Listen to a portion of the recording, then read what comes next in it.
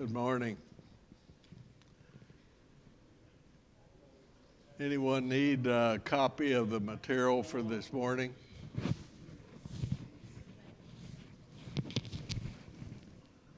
Says it's on.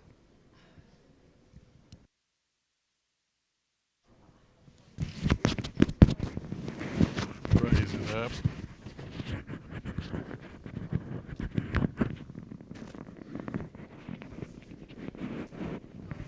How's that?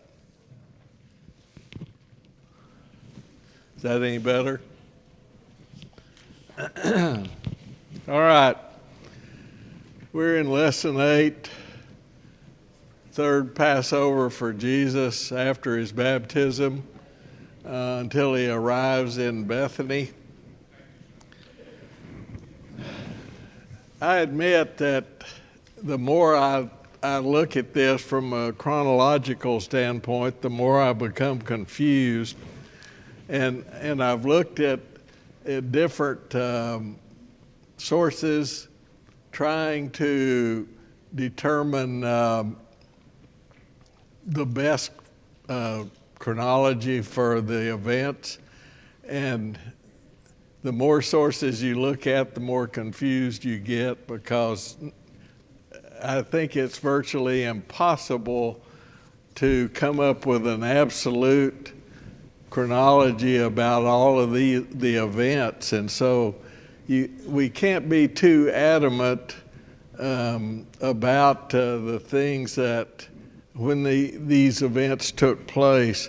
And so what I've done is just what I think they are, and what I encourage you to do is really go through it and look at it and determine in your own mind how it best fits with your thinking. But Jesus has been to 2 Passovers up to this point in time. The first one we read about in John, the 2nd chapter, after he has been to the wedding in Cana. He goes back to Galilee for a brief period of time and then to Jerusalem for the Passover. Matthew, Mark, and Luke also talk about this Passover. And during that time, you remember he cleanses the temple. He meets with Nicodemus. And there were a number of people that were there that see the signs that he works during the period of time he's in Jerusalem, and they believe on him. But then it seems that he leaves Jerusalem, leaves the metropolitan area of Jerusalem, and he goes into the rural areas of Judea where John was baptizing. And Jesus and the disciples that are with him appear to be probably 4 at this time. He is baptizing a number of people as well. But then shortly after that, John is arrested by Herod, and Jesus goes from Judea into Galilee. And it just seems to me that when you go through the events that Matthew, Mark, and Luke talk about, but don't give any specific time for them, seems to me that they're done while he's in Galilee for the most part. And so that's kind of driven the thinking about when some of these events take place. And then in John, the 5th chapter, John seems to me to give the best sequence of events from the standpoint of the Passovers that Jesus attends. And that may or may not be the reality of the case, but you can look at that for yourself. In John, the 5th chapter, I think this is the second Passover. Here it's not called a Passover, it's just called a feast of the Jews. that Jesus attends, and depending upon the source you look at, there's two primary schools of thinking. One is this is a Passover because other references relative to the Passover relate it to a feast. And here it's just called a feast of the Jews. The other thinking by some of the more modern commentators is that this is the Feast of Purim that we discussed last week. But that doesn't seem logical to me, why Jesus would go to Jerusalem for a feast that was not one of the 7 that God had ordained in Leviticus 23.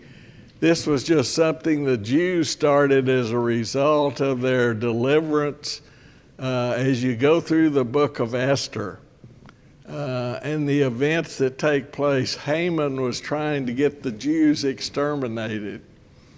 And so when they are provided a way of deliverance from that, there was a feast instituted that took place in the March time frame, just prior to the normal time frame for Passover, which would have been relative somewhere around our April. So I think this is the second Passover that he goes to. And as he goes to Jerusalem, you remember the man that was at the pool by the sheep gate, and he heals him because he was unable to walk. And then seems he returns back to Galilee from there. We have the feeding of the 5,000, which may be during this time.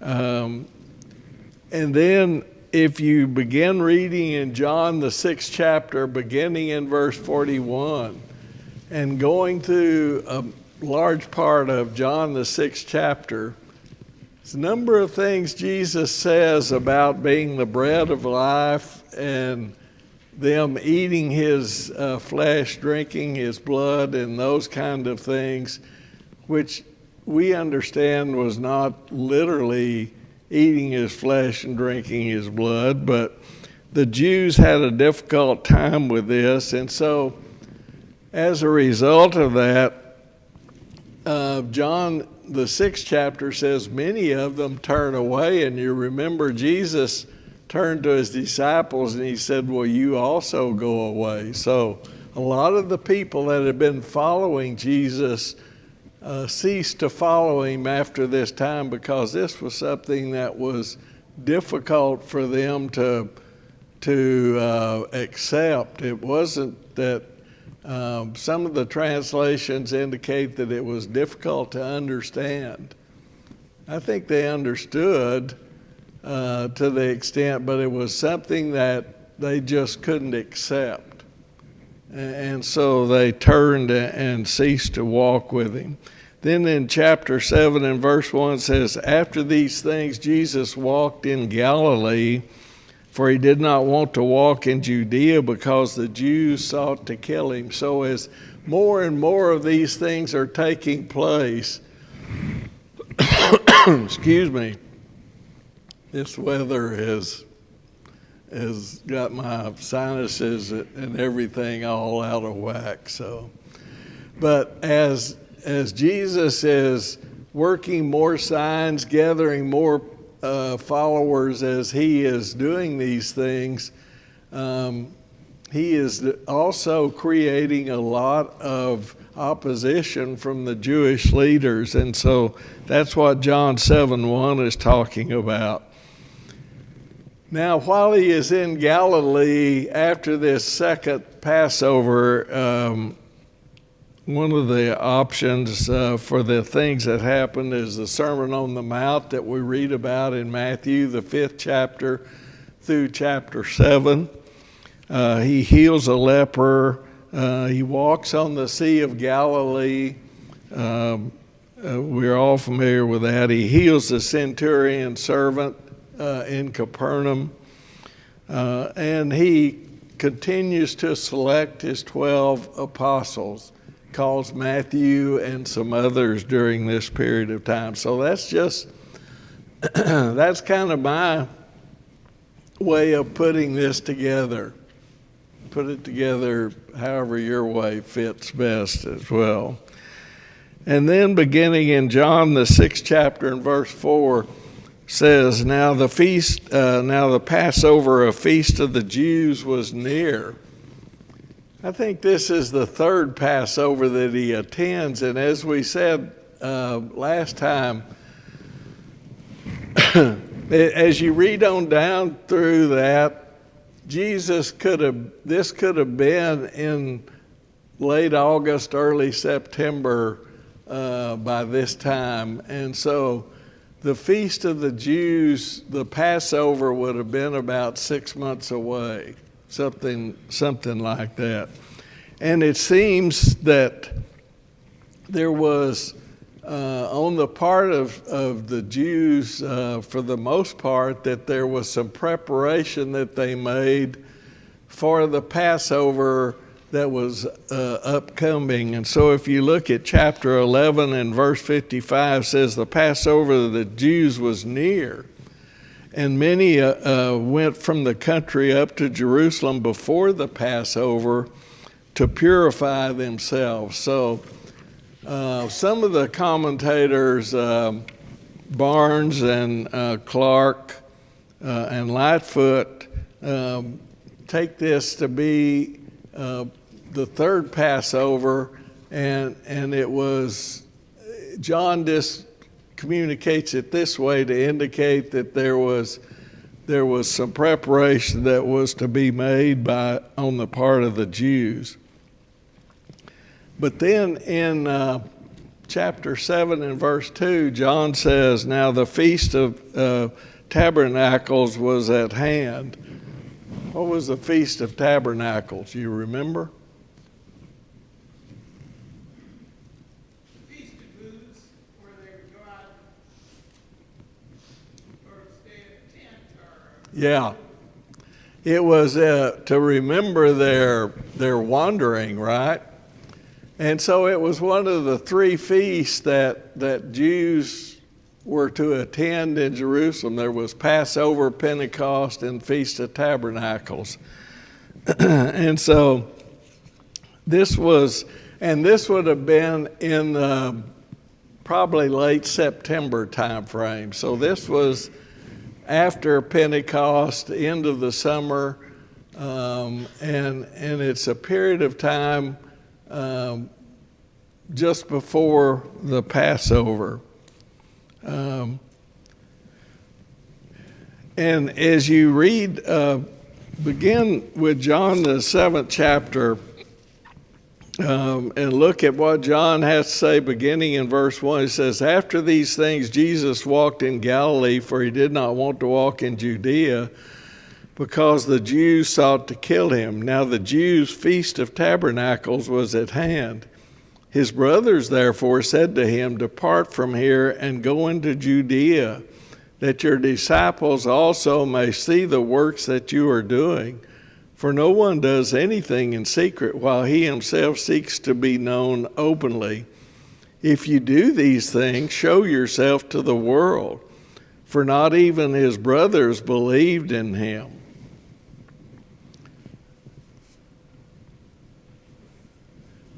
His brothers, I think, was probably just his fleshly half-brothers that he's talking about here. Any other thoughts or comments on that? But the point is, they said, are you going up to Jerusalem to the Feast of Tabernacles? Jesus' reply is in verse 6, then Jesus said to them, my time is not yet come, but your time is always ready. In other words, you go on up, I'm not going up right now. But then as you continue reading on down through that, you find that he went up secretly to the Feast of Tabernacles a little bit later, because everyone was wondering, is he going to come to the Feast of Tabernacles, particularly with the efforts of the Jewish leaders to arrest him.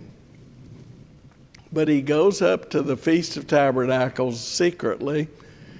That doesn't last long, does it? What does he begin to do?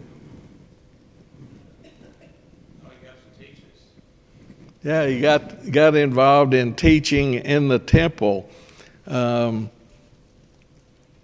He teaches in the temple, and people are like most of the times that they heard him teach, they marvel at the things that he says, because his teaching was so different from what they were used to hearing.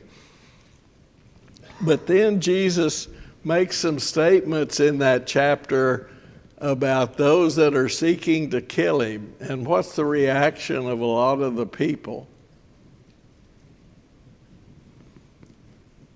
You must have what? A demon. You're just crazy if you think someone's trying to kill you. But then questions begin to arise because of Jesus' teaching, because of what he's done. People begin to question, who is this guy? Is he the prophet? Is he the Messiah? Or is he the Christ? Just who is this fella? But go down to about verse 25 in John the 7th chapter. Then some of them from Jerusalem said, "Is this not he whom they seek to kill? But look, he speaks boldly, and they say nothing to him. Do the rulers know indeed that this is truly the Christ? However, we know this man. We know where this man is from. But when the Christ comes, no one knows where he is from."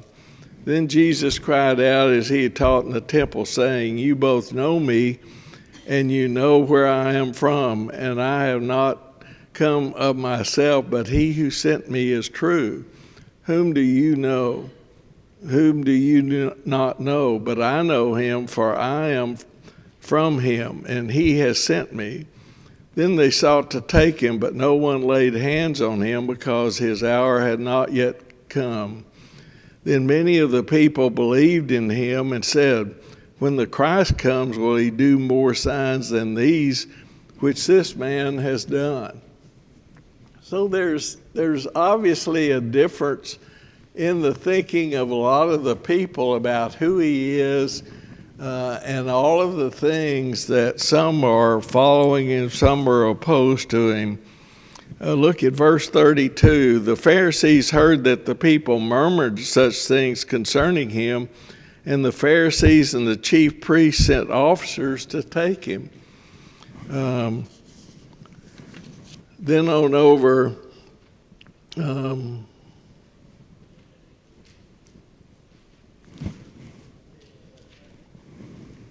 let me see if I can find it here. Oh, look at verse 45 of John the 7th chapter. Then the officers came to the chief priest and the Pharisees. I think this is before the Sanhedrin, who said to them, "Why have you not brought him?" The officers answered, "No man ever spoke like this man." So the people they had sent out to arrest him don't arrest him because they recognize something unique about him. Verse 47 and the following verses just give the attitude of the rulers of the Jews. Then the Pharisees answered them, "Are you also deceived? How many of the rulers of the Pharisees believed in him?" Could count on one hand all the rulers of the Pharisees that believed in him, couldn't you?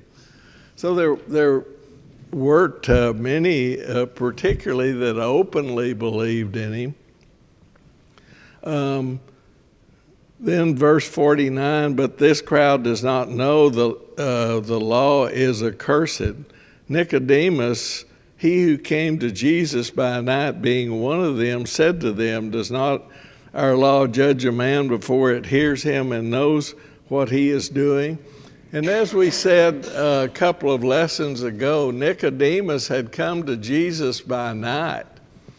He was identified as a ruler of the Jews, as a teacher,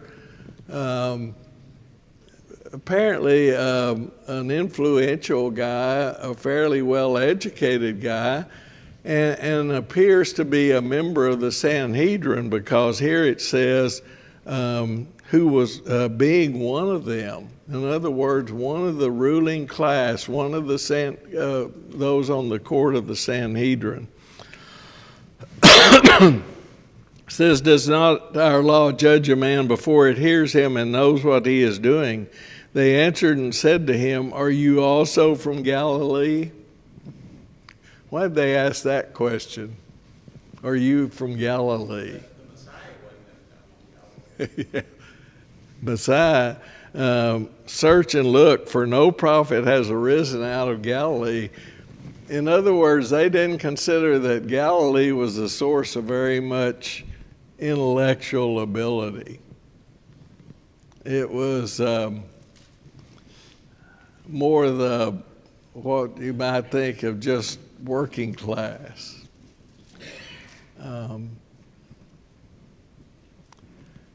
One time we were, when we had, I'd been transferred to another part of the country, and we were looking for a house, and we had dinner one night with one of the guys from the office where I was going to be, and they were asking where we were looking for a house, and we told them we had looked at some areas, and they said, oh, you don't want to live there? And I said, why not? It looked like a nice area.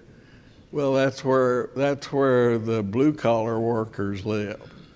And so I thought, yeah, that's kind of strange, but that's kind of the thing that I think they're saying here. Nothing good comes out of Galilee. If that's where he's from, then what do you expect out of him? Yeah. They do something here that's kind of typical.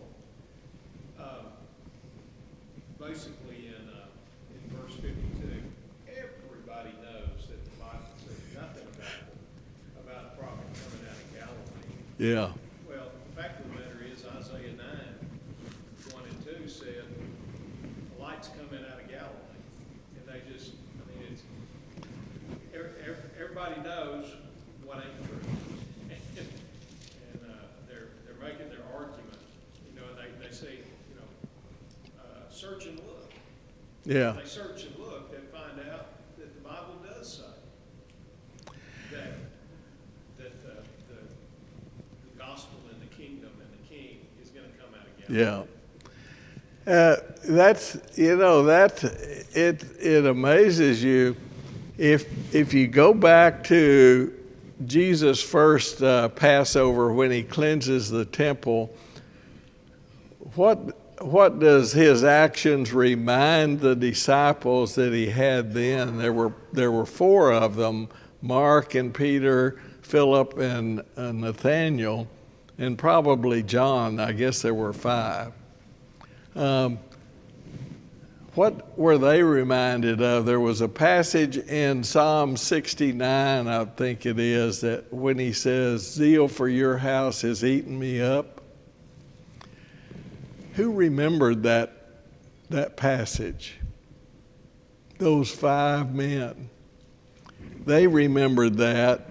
The Jewish leaders, all they wanted to know was what? Who gave you this authority to do this? You see, it didn't occur to them to think about what had previously been written. It just took these men who were honestly following Jesus to remember that thing. And so that's kind of the case here. They forget they just conveniently overlooked things that had been previously written, whether they recognize them or not.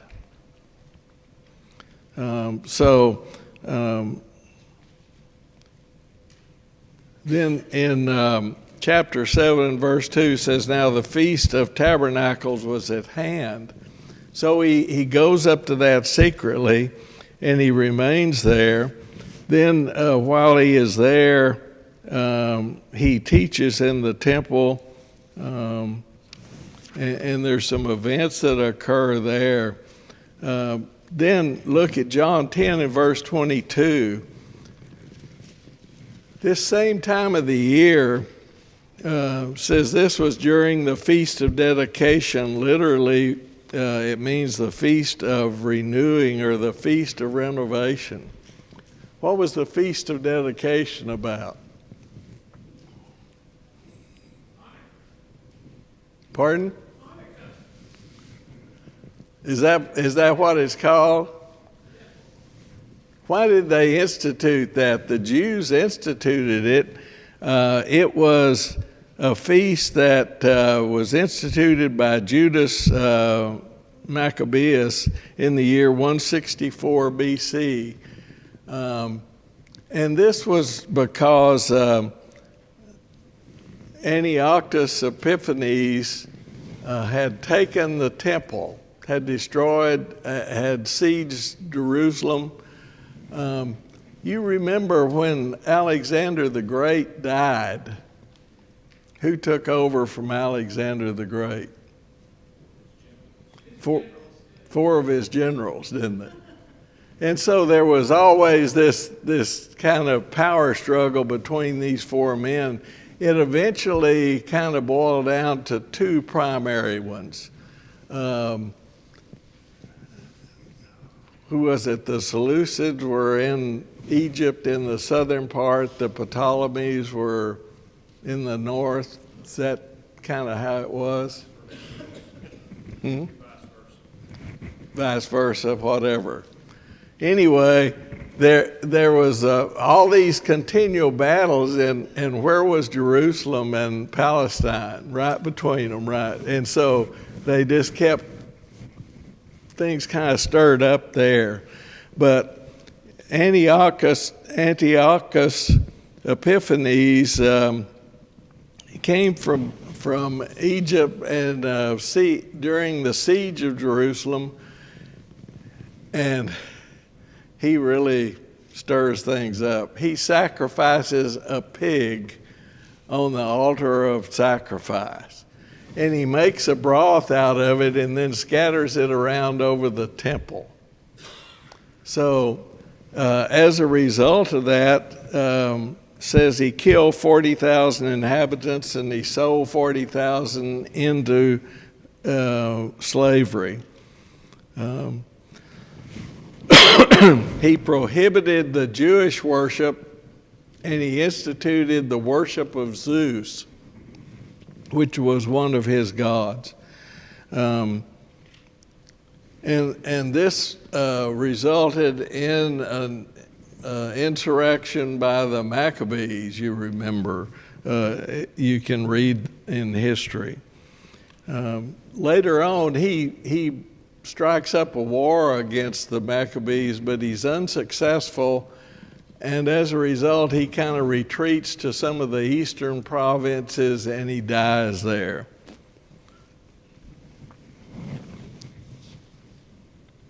So that's kind of what's going on at this point in time. This would have been in late summer, early winter, when these things were taking place.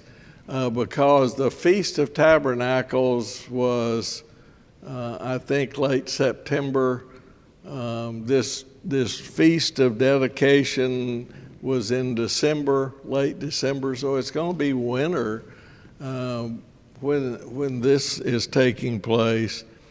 And then, of course, the Passover is going to be in the March time frame.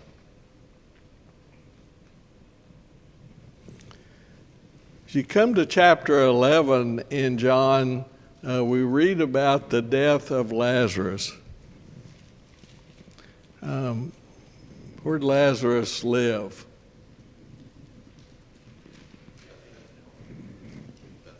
Bethany.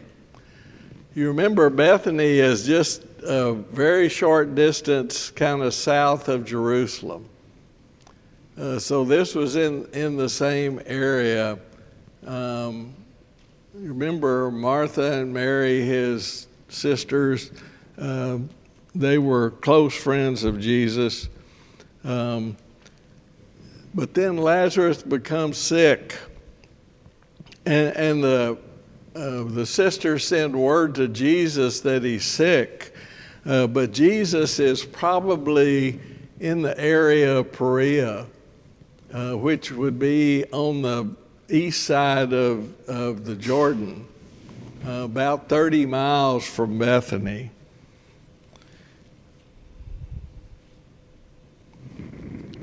But as we go through these things, these events that take place with Lazarus, you see the close relationship that Jesus had with Martha, Mary, and Lazarus.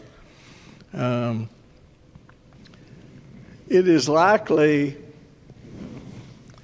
that Lazarus dies shortly after the messenger is sent to Jesus, which would have taken a couple of days to get to Jesus, and then, or he dies shortly after that.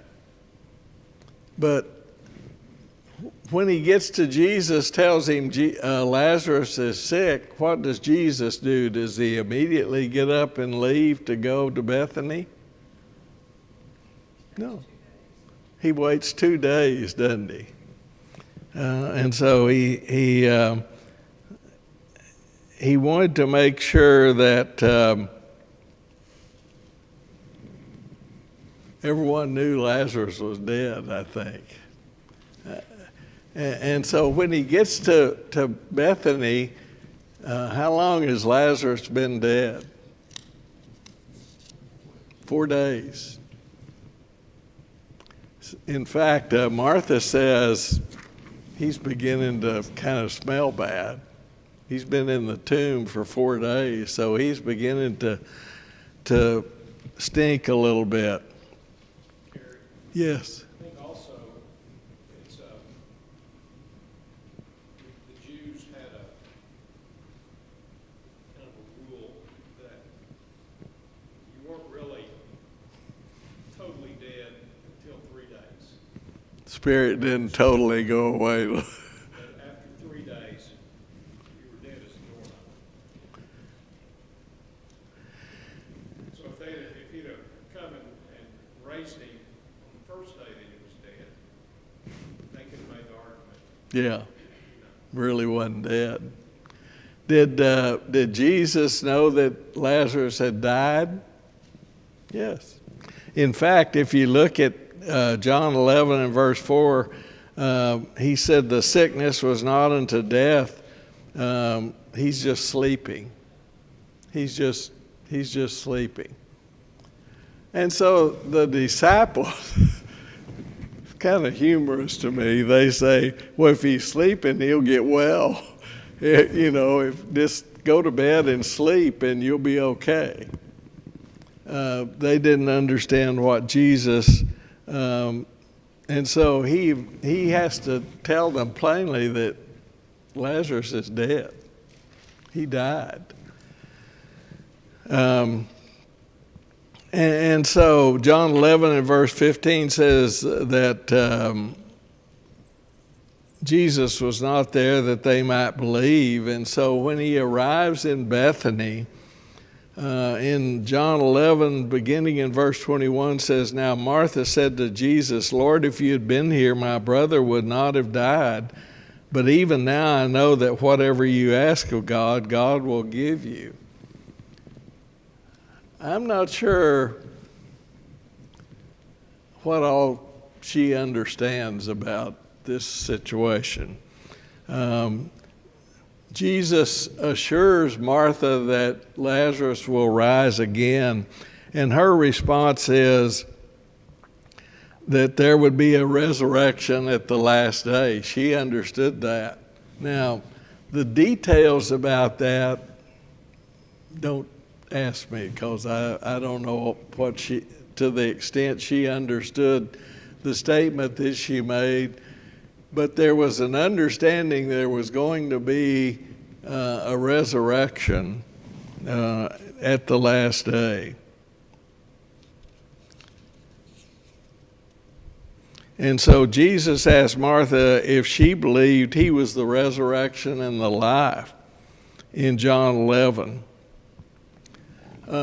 Martha finds Mary and tells her. Mary's, as you read down through this, you find that Mary's in the house with a group of people that are mourning the death of Lazarus.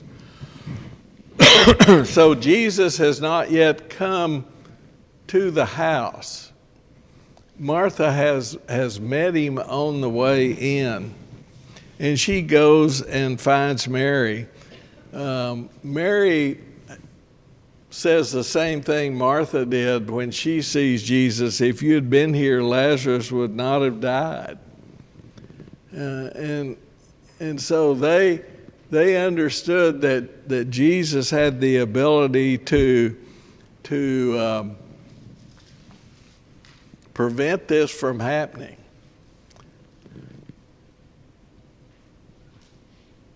As you read down through that, there's some things here. Jesus sees Mary and Martha and their sadness, which was obvious at the death of their brother, and all of the other people that are gathered there with them mourning the death of Lazarus. And John 11 says Jesus wept.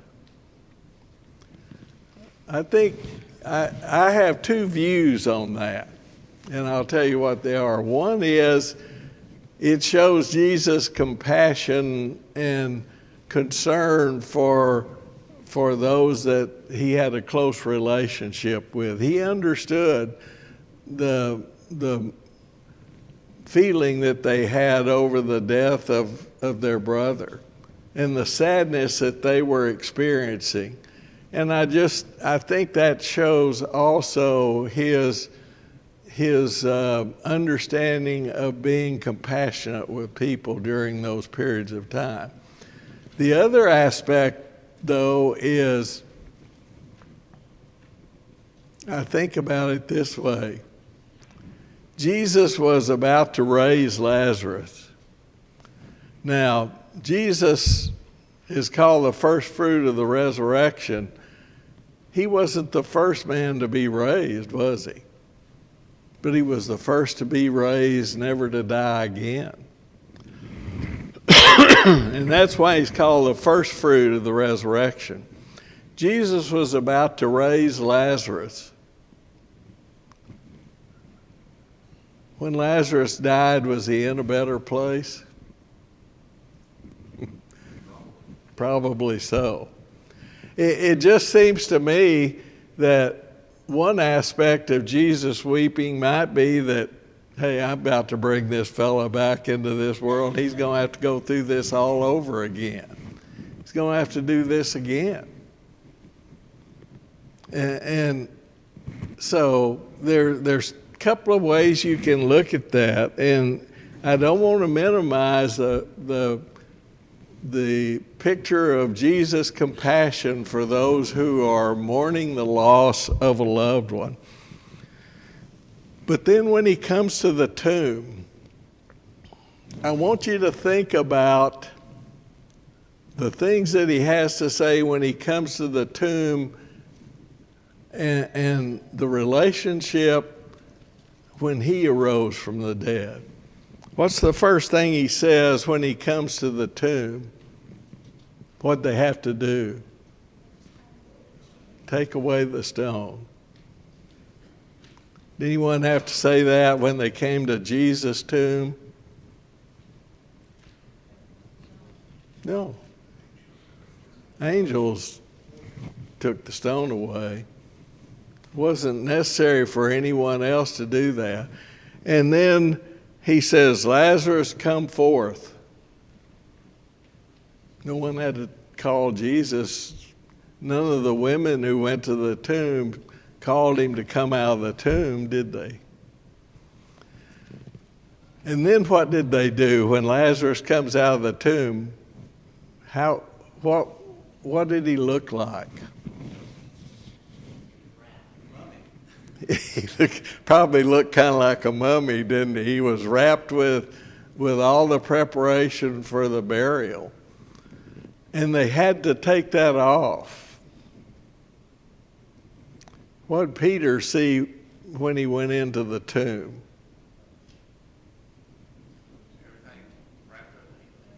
All the grave clothes that had been put on Jesus when he was laid in the tomb were lying there. Here's another personal thought about that. I think what Peter saw says, and he believed. I think what Peter saw was the grave clothes as if the body had been there. The body just wasn't there any longer. Everything was kind of undisturbed, except the body was gone. That wasn't the case with Lazarus. People had to take those off of him.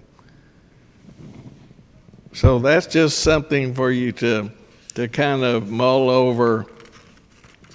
Then there's another interesting thing that John records in John 11, beginning in verse 49.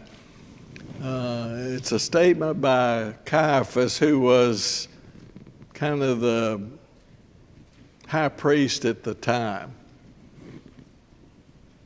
Who was the real high priest? Annas. Caiaphas was the son-in-law of Annas.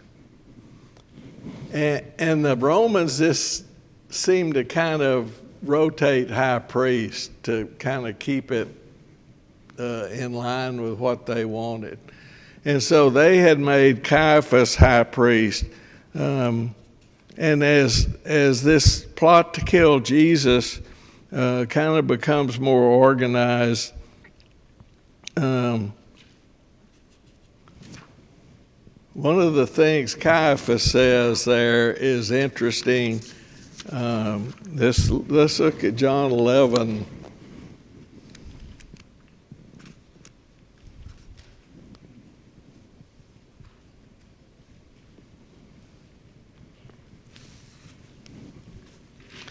Beginning in verse 49 says, and one of them, Caiaphas, being high priest that year, said to them, you know nothing at all, nor do you consider that it is expedient for us that one man should die for the people, and not that the whole nation should perish. He says something here that's very prophetic in its nature, that one man should die for the people. Who is that going to be? It's going to be Christ, wasn't it? He's going to die for the people.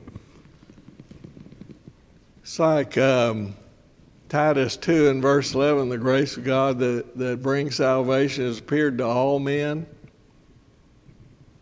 to all people. How did that come about? By the death of Christ. And so that it just seems to me that that's kind of a statement that he makes here, not really knowing what he was saying. He didn't really, I don't think he understood what he was saying from the standpoint of the ultimate impact Jesus' death would have on people. He was looking more at just the Jewish nation. Jerry. Which is interesting because he starts off by saying, you guys don't know anything. Yeah. He shows his ignorance after that. All right, our time is up. Any other comment before we dismiss? All right. Next week we will look at the fourth Passover that Jesus attends just prior to his crucifixion.